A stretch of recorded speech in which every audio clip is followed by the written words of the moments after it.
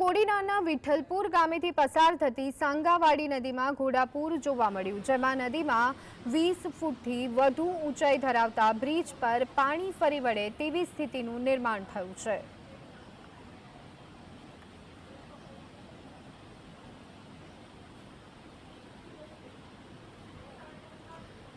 તો ધોરાજીમાં પણ ફરી વરસાદી માહોલ સર્જાયો. 1 કલાકમાં 1.5 ઇંચ વરસાદ નોંધાયો. ધોરાજીના છાડ વાવદર ગામમાં જળબંબાકાર જેવી સ્થિતિ જોવા મળી અને ગામના તમામ રસ્તાઓ બેટમાં ફેરવાયા હતા.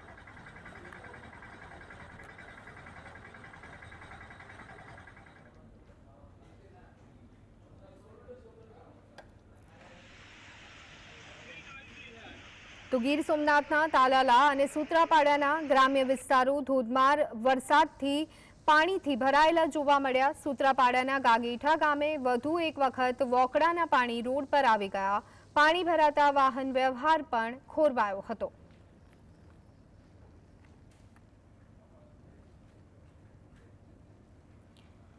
તો પોરબંદરના ઘેડ પંથક અને તેની આસપાસમાં ભારે વરસાદ પડવાના કારણે નીચાણવાળા વિસ્તારોમાં પાણી ભરાવાની સ્થિતિ સર્જાઈ. વહેલી સવારે 4 વાગ્યાથી જ આ ક્ષેત્રમાં વરસાદ પડ્યો. કુતિયાણા અને ઘેડ પંથકમાં પાણીની આવકમાં વ્યાપક વધારો થયો હતો.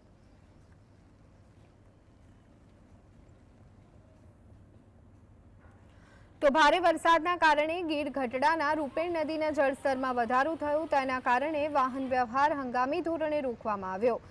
આકલો લાલી ગામને જોડતા લો લેવલ કોઝવે પર પૂરના પાણી ફરી વળ્યા હતા.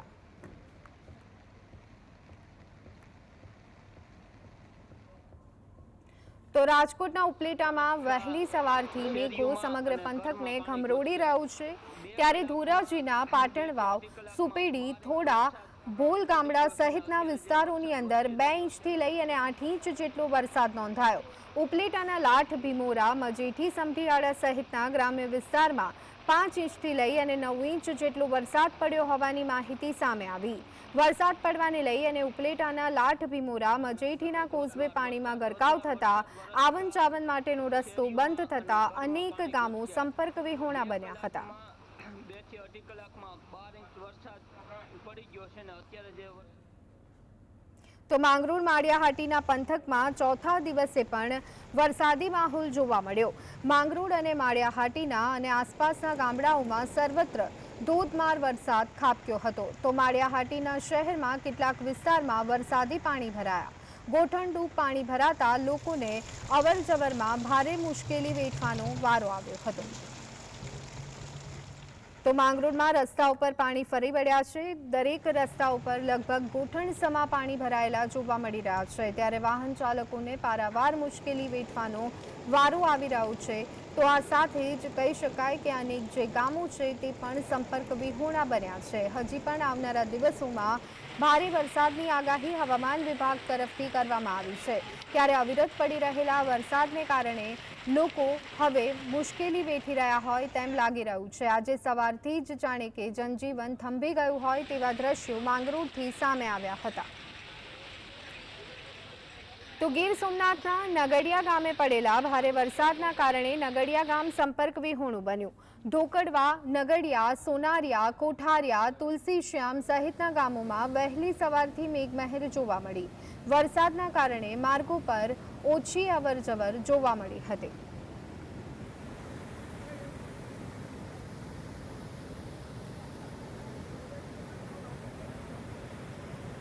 તો પોરબંદરના ઘેડ પંથકમાં હજુ પણ પાણીની આવક યથાવત છે, જેના કારણે ઉપરવાસથી પાણીની આવકમાં કોઈ જ ઘટાડો થયો નથી. તેના કારણે 22 ગામડા હજુ પણ સંપર્ક વિહોણા છે. બળીજ ગામ હજુ પણ જળમગ્ન સ્થિતિમાં છે. માધવપુર ઘેડથી ગોસા સુધીના ગામોના આંતરિક રસ્તાઓમાં 2 થી 8 ફૂટ સુધી પાણી ભરાયા હતા.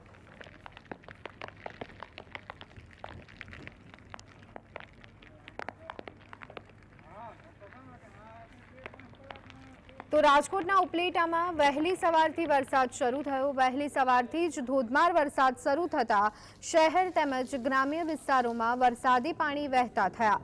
ઉપલેટા તાલુકાના ગ્રામ્ય વિસ્તારમાં પડેલા વરસાદથી ખેતરોમાં જવાના રસ્તાઓ પાણીમાં ગરકાવ થયેલા જોવા મળ્યા। ધોધમાર વરસાદના કારણે વિઝિબિલિટી પણ ઘટી ગઈ હોવાનું સામે આવ્યું।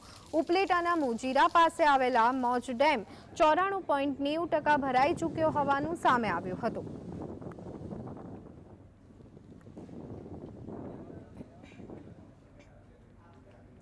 તો જૂનાગઢના માળિયાહાટીનામાં વહેલી સવારથી ધોધમાર વરસાદ। એક સપ્તાહથી આ ક્ષેત્રમાં વરસાદી માહોલ સક્રિય છે। અત્યાર સુધીમાં માળિયાહાટીનામાં સિઝનનો કુલ 39 ઇંચ જેટલો વરસાદ વરસી ચૂક્યો છે।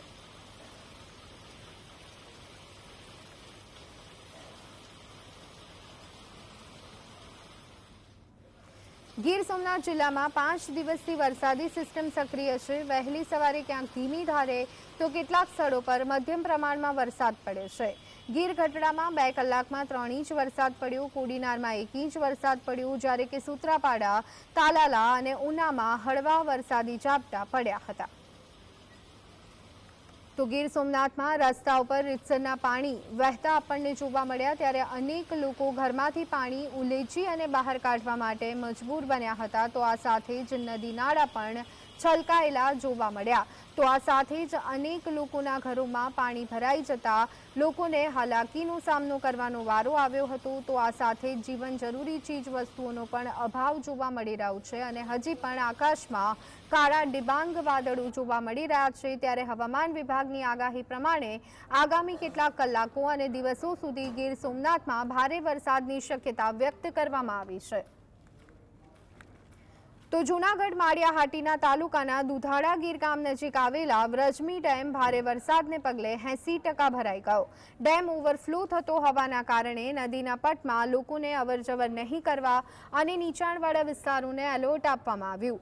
ડેમની ટોટલ સપાટી 94 મીટરની છે અને હાલ આ ડેમ 92.10 મીટરની સપાટીએ હોય, ત્યારે ગમે ત્યારે પાણીની આવક વધે તો દરવાજા ખોલવામાં આવશે તેવું તંત્ર દ્વારા જાણવા મળ્યું છે।